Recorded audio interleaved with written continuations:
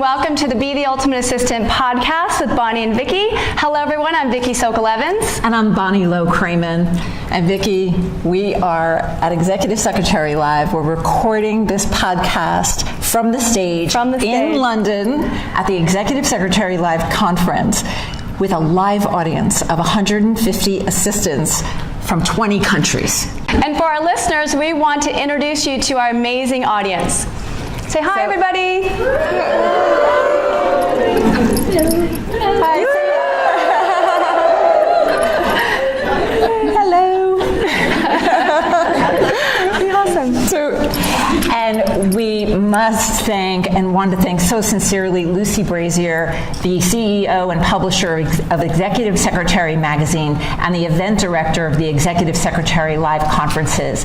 Lucy is fearless about trying anything new, and she is committed to bringing innovative training to the attendees of Executive Secretary Live. Can we please show our appreciation for Lucy Brazier?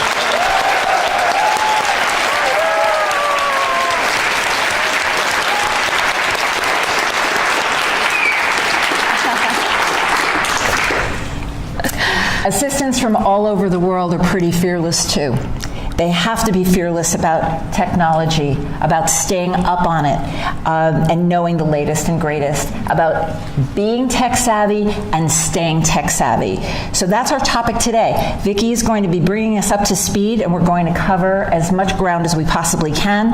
And then, of course, we're going to take questions from our live audience. My favorite part, questions. Yeah. So, Vic, you ready? I'm ready. All right, so talk to us. What does it mean to be tech savvy? Okay. I just said I love questions, so before I answer that, I'm going to ask the audience to tell me where they are as questions. So I'd like to know, so there was a transition from Office 2003, Microsoft Office 2003, to 2007. There's a huge change in the interface of that technology. Some of you moved from 2003 to 2010. Some of you moved from 2003 to 2007.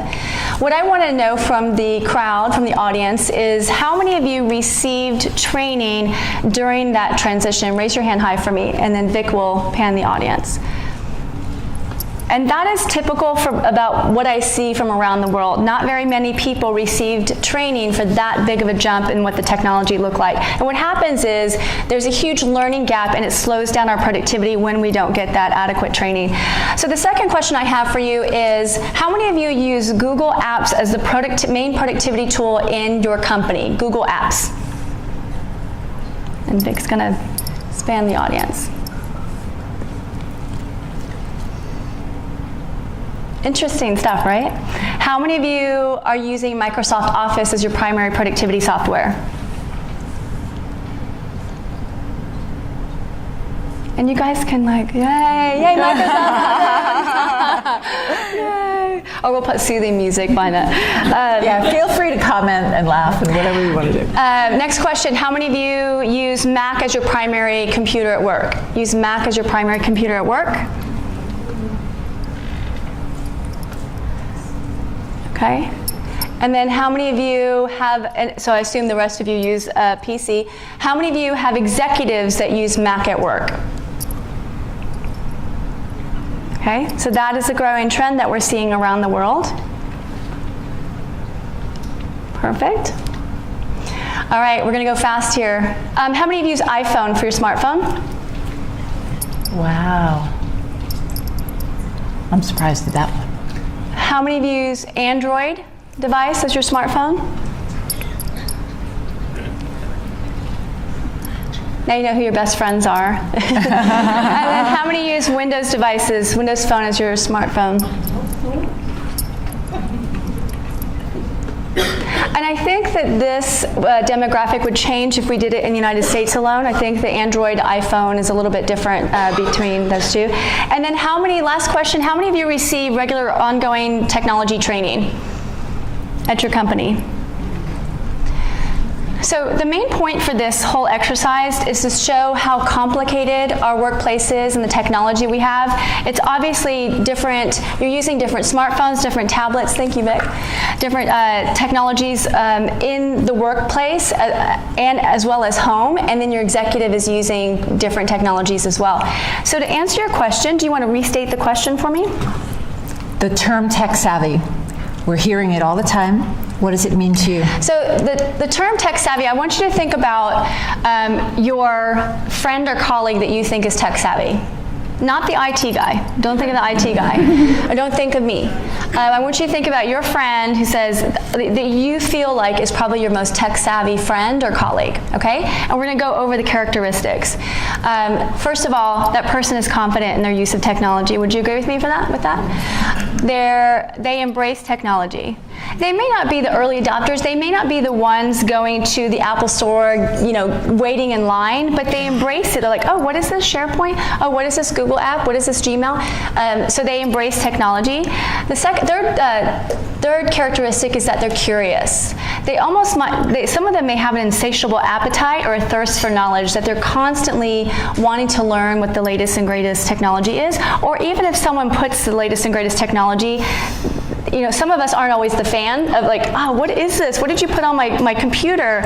And typically the tech savvy person would be curious about it. Like, how is this going to help me? The fourth thing is that they're resourceful. Aren't they the ones that would go on to Google or YouTube and find the answer?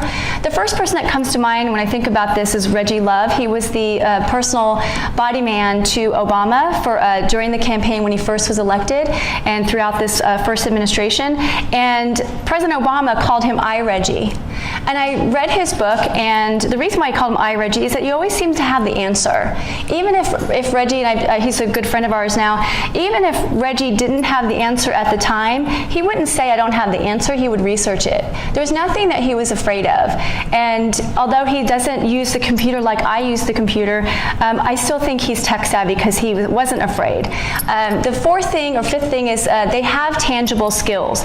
They know how to mine data. They know how to export data from a CRM. They know how to put together a PowerPoint quickly. They know how to organize their mail. So they have tangible skills. And the sixth one I think is the most important one is relevant skills. Because here is the biggest challenge is that on these job descriptions, and Chris Baker's here, he's a recruiter, Chris Taylor's here, and he's Chris Taylor. He used to be a baker, but now he's a tailor. I mean, no. Yeah. And Chris Taylor is a recruiter, and he's seen this on these job descriptions over and over and over again, is the term tech savvy assistant. And that angers me a little bit because they stop there. They just say, I want a tech savvy assistant. And they really need to give us a little bit more. Hiring managers need to tell us what are the relevant skills for that role.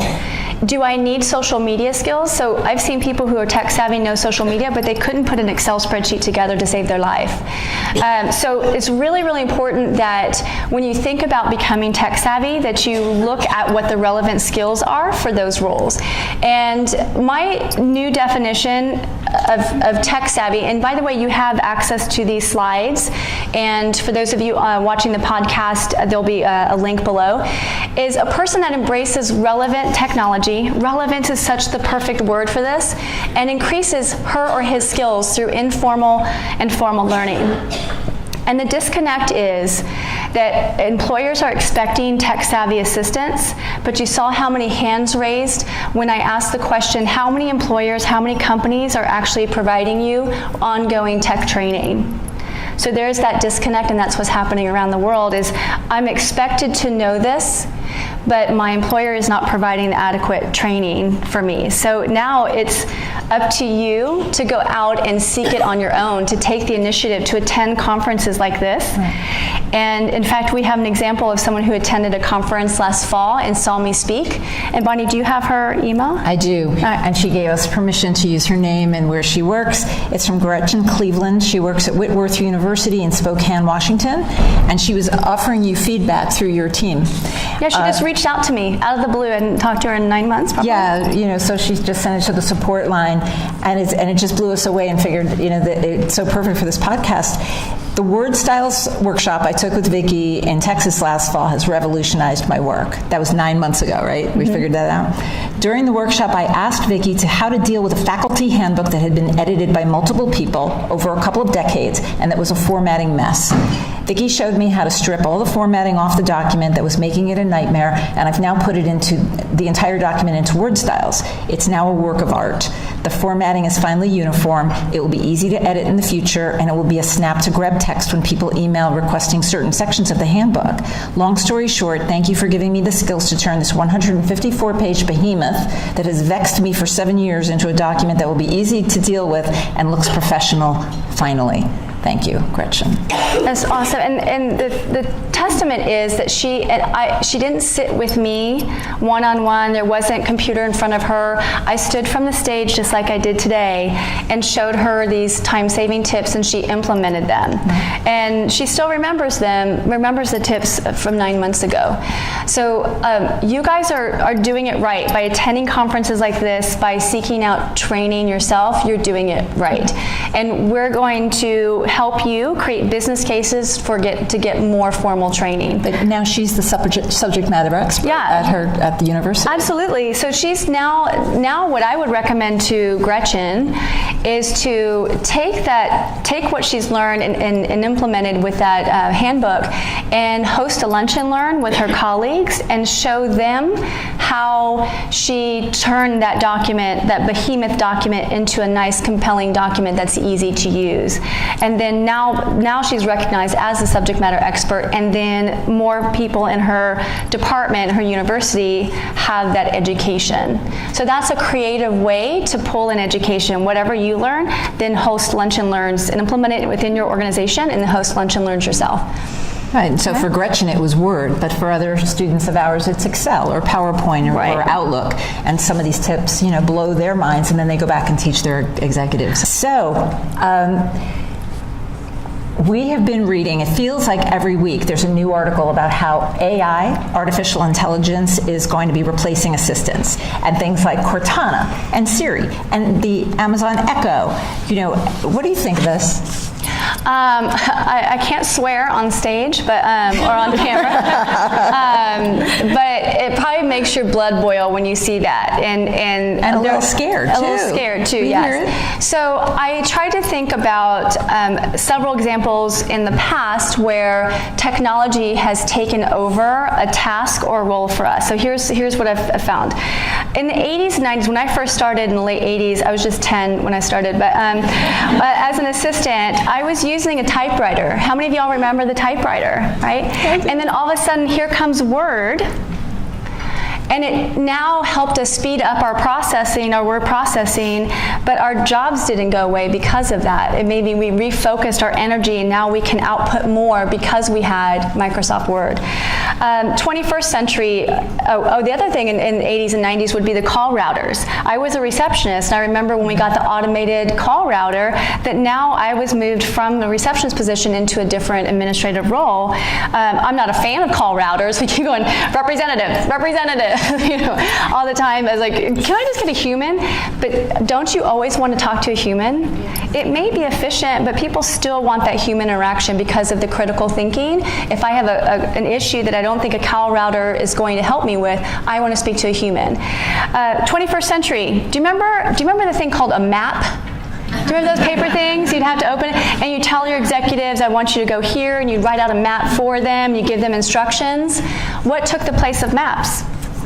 Our smartphone, our GPS, right?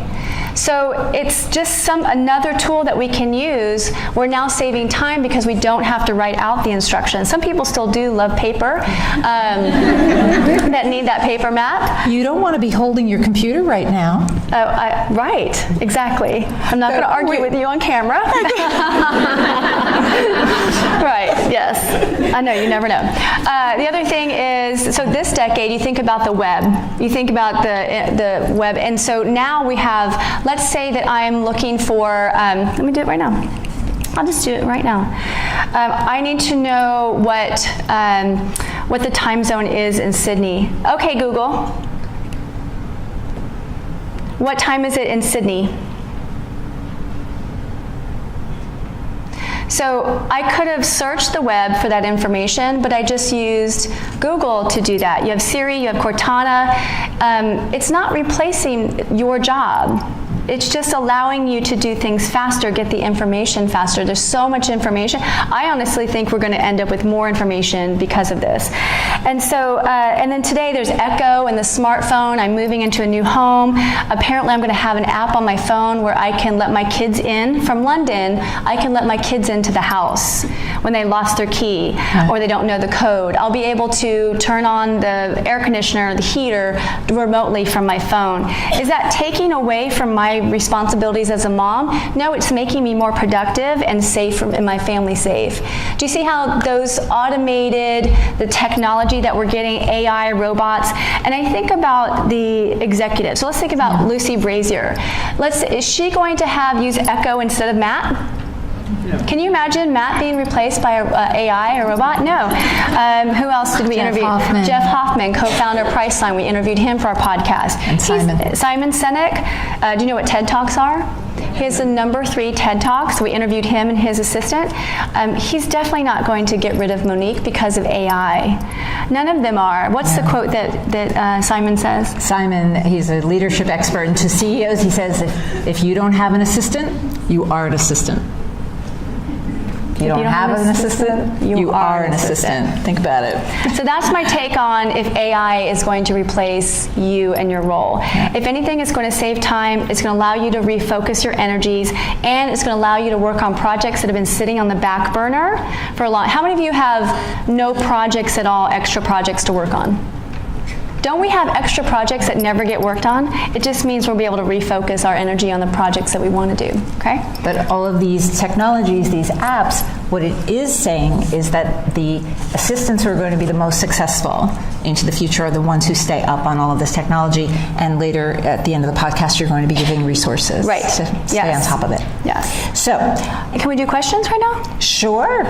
Is that okay? Absolutely. Okay, cool. Go ahead. All right. Anyone have questions? Want to go to the mic? You guys. Come on, anything about technology.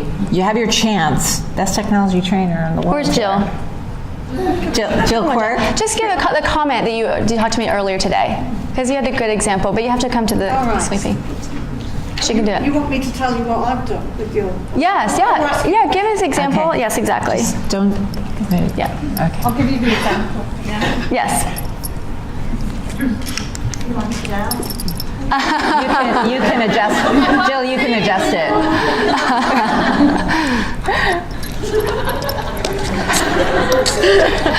Hi, Vickie and Bonnie. Jill Quirk from London. I just wanted to comment and say, having listened to one of your talks earlier, Vickie, I took your advice to learn 3 tips and then teach 3 tips and pass those tips on. So I do that in my organisation. We have a sort of internal Facebook page sort of thing. I put it on there, but I also, there's a lot of people don't look at that because they don't have time. So every so often, I fire out an email with just 3 tips on it. And I get all these emails back saying, oh, I didn't know Windows D did that, and I don't have to close down, and I'm always locking my computer now. Even if I have to go to the bathroom, I'll lock my computer, whereas before they were just walking away and leaving it switched on. So these great tips, the learn it, teach it, pass it on, it's a really powerful thing to be doing, and thank you. You're welcome. And what about the executive? Didn't you say some of the leaders are seeing the tips as well? Oh yeah, I'm passing them on to quite senior people as well. Even my boss gets them. And they go like, way, they come. So it makes me look good within the organisation as well. And I'm leading the way for them as well on this score. And of course, obviously my peers and everybody, they're getting the information too, and they love it. This is talking straight to our speaker yesterday was Kathy Harris from South Africa, and this is talking directly to that point about the power of internal networks and the power of collaboration and sharing information among teams. Yeah, and my best tip on this is, if you've got a budget manager or somebody who is responsible for sanctioning your training, include them in these emails, because when I put in for money for this conference, I was able to draw the budget manager's attention to these tips that I even passed on to him, And he's like, yeah, fine, yeah, go again, no problem, rubber stamped, and I'm here. That's awesome. That's great. such a good idea. Like the person in charge of making decisions for your training. Thank you, Jill. Because in 2016, the idea of training the administrative staff is still a fairly new idea for a lot of companies around the world, yes? But it can't stay a new idea. It can't stay a new idea if companies are going to stay competitive and marketable. And frankly, this is an area where assistants know better than their executives right now. You know better. And so that's why it's what we're seeing our assistants all over the world taking the initiative to talk to HR, to talk to the executives, to copy them on emails as Jill did. You know better about this. You really do. You have a question, Kim? Hello, my name is Kamisha. I'm from Washington, D.C. And my question is, how do you see the role of voice technology directly to text taking over some of our functions? So can you give an example, like of what example that you think it might take over? Certainly. So in my experience as an EA, we went from dictaphone recorders with pedals to keyboards, and then from hospital systems directly onto electronic recording. But I wonder about our executives, instead of typing a document and sending it to us to edit, actually just doing it all by voice. And then, editing them, because they like to do things themselves, right? They're not going to give it to us to finish off. I predict that they're going to lean more towards doing it themselves and doing the voice transcription themselves, which means it goes back to my earlier example that it allows you to refocus on other things. If that is what you love doing, maybe become that subject matter expert and get paid a lot of money because you're the only one doing it. But I think that it's going to be those are going to be one of the tasks that AI or the other technology is going to take over, unfortunately. Thank you. Yeah. I'm not sure if that's what you want or not, Kim, but that's going to be, I think, one of those tasks. Yeah, I mean, I would like just to comment briefly on that, and that is that all over the world, assistants are complaining how often the managers are doing so much themselves. Their own calendaring, their own correspondence, et cetera. Have you heard that? Has that been a pain point? And the last time I looked, no one's figured out how to make more than 24 hours in the day. So it's really, what my response to that is, just because they can, doesn't mean they should. Right? And so this is a case where you know better. What could they be doing if they weren't transcribing that document, Like, you know what their goals are, you're reading their emails, you know what's falling through the cracks because they're doing their document. So again, you could be presenting a case. How about we try this? How about I do that document, and then that would free you up to do that business development meeting, or And my favorite way, because I'm a data person, is I would calculate how much time they're spending doing each task, multiply that by the number of times they do it per week or per month, and then you'll have an annual metric on how much time they spend, and then identify how much time they could save if you did it, and do the multiplication as well. And we can help you with that if you need that. So one last question. Hi, I'm Nadine from Berlin, and I'm actually wondering what are the 2 top apps or online tools which really make your life easier? Like, I'm working a lot with Trello, for instance, which I really love. So what are like the 2 top apps or online tools? For travel or for anything? For like what really got struck with you, which you're using more than 12 months maybe? I definitely have a favorite, which is OneNote. It's my favorite app to use. You can use it on any device and collaborate with your team. It's a digital note-taking app. It's completely free. Do you want to talk about the exercise we do during our B2A workshop? Yeah, and this is something you could do with your team. We, as a group, we talk about your favorite apps and resources, and each person makes a list of their favorite ones. Like, people use Waze, and one of our favorite travel ones is called Flight View. It's real time. This apparently is even better than Flight Aware. There's a new one better than Flight Aware? It's called Flight View, and it's real time FAA information. So when you land, your driver, like the minute you hit the ground, your driver is calling you on your phone saying, we are at, door number whatever. So, what is usual for one assistant may be brand new for somebody else. So therefore, we should all be working from the same list of awesome apps. So I think it's a great exercise. Get in a room with your team of 6 or 10 or whatever and say, what are your favorite ones? Go to your phone, let's share information. What do you love so much about it? Wait a minute, I like this one better. And why? Because how many they're adding a day? I know. I need to find out how many apps. Don't you feel like there's an app for everything? Like app for this. I'm almost exhausted. Like I'm not going to even try that app until someone tells me they love it. Yeah, and there's a new one all the time. So it really is about sharing information. Don't hold it to yourself, because it's possible in that group you're going to learn about a cool app that, oh my gosh, everybody's using that and I don't know. How did I not know about that? So it's a very cool, and then we distribute that list to the whole group. And then, it shouldn't be a secret. Let's not make this a state secret. We're assistants. I think a great networking question would be when you are networking today and tonight, ask someone what's your favorite app. Yeah. Make that a great, a cool question to ask each other. Absolutely. We should finish up. We should. Laura had one question. Oh, you have a question, Laura? I thought you were stretching. Do you have a question, right? We'll take it. Okay. She's tech savvy. Yeah. I do have a question because a couple of people came up to me. I'm Laura. The managers always say, if we send our sales guys, the ROI, the ROI, the return on investment. And one of the things I would like to launch into your stage right now is that how could we, as already trainers or Lucy or people involved, how could we help, or how could we spread information or help in any kind of way for assistants to be able to go and get training and prove that the ROI, the return on investment for a trained assistant is extremely valuable and important.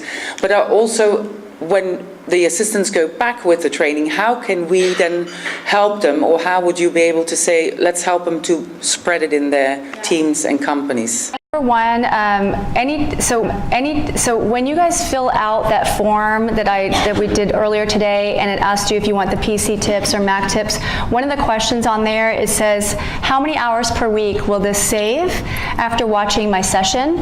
And then once everyone answers that, I will share with Lucy and with all of you what the ROI was, because I'll calculate based on what you tell me, and I'll cut it in half to be conservative, multiply it by an hourly rate, and you'll be able to show your manager what the ROI was just for my session alone, just for that 30 minutes. And we also do that after our corporate training. When I trained at the Gates Foundation, the ROI for me being there all day was $275,000 in productivity savings.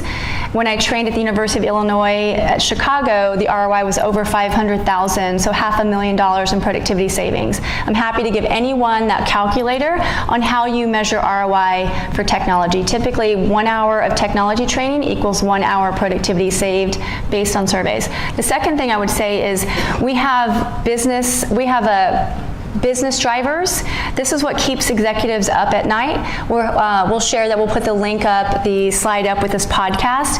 And these are the things that they want to increase profit, increase revenue, increase profit, decrease cost.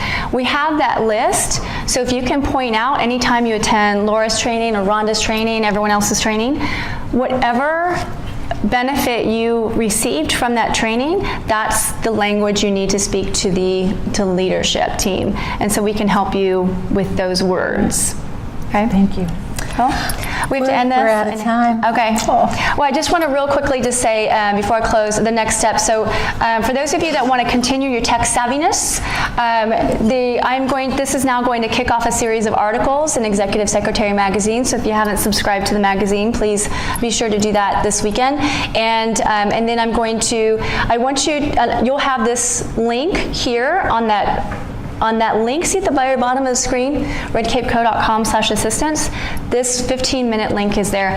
I want you to invest 15 minutes a week just 15 minutes a week. Go to this website. Microsoft scheduled 15-minute webinars for 2.5 years. They finished doing that, but all the archive sessions are there.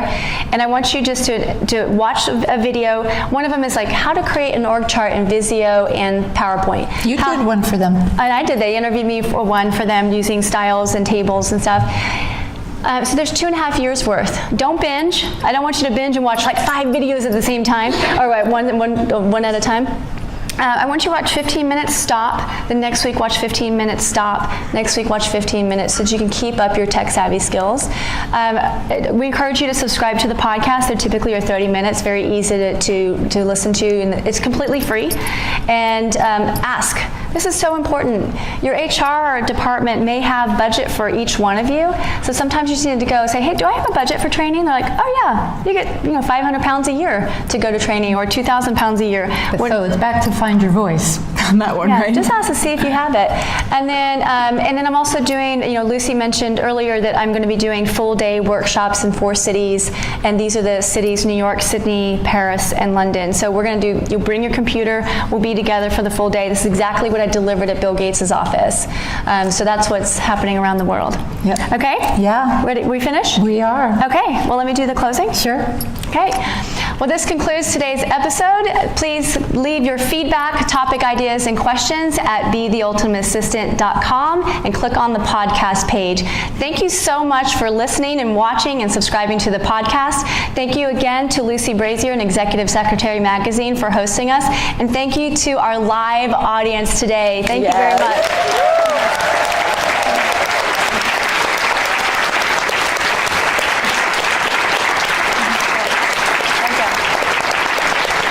Say bye, Bonnie. Bye, Vickie.